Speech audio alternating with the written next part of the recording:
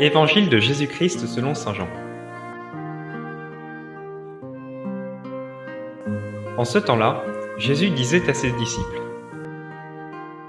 « Je m'en vais maintenant auprès de celui qui m'a envoyé. Et aucun de vous ne me demande : Où vas-tu ?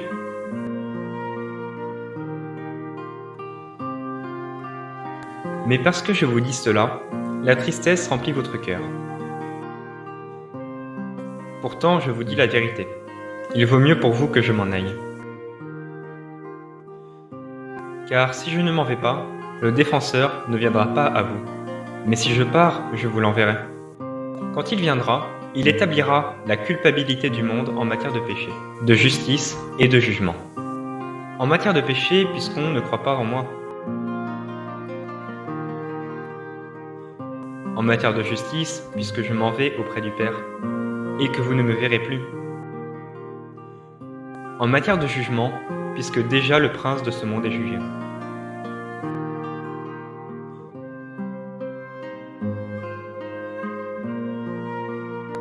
Au cours du discours solennel qui précède dans l'Évangile selon saint Jean le récit de la Passion, Jésus parle d'un départ.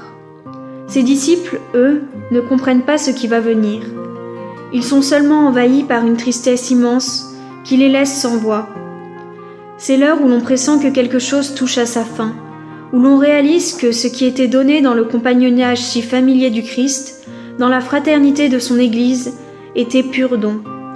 Jésus regarde en vérité la tristesse des disciples et pose la question qu'ils n'osent pas formuler. « Aucun de vous ne me demande « Où vas-tu ?»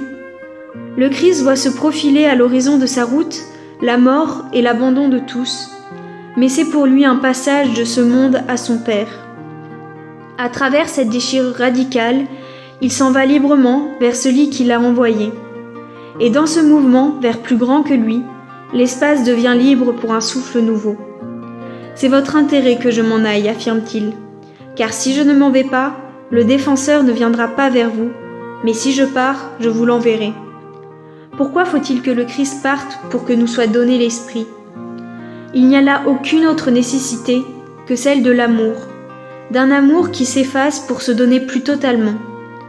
Le Christ se livre dans la mort. Dans un souffle, il se remet au Père et nous donne l'Esprit. Ainsi, dans la lumière de la résurrection, l'espace qui se creuse en nos vies, quand quelque chose en elles se déchire, devient l'appel au grand vent de l'Esprit. Le Christ se donne sans nous contraindre et nous offre ce qu'il a de plus cher, son mouvement incessant vers le Père.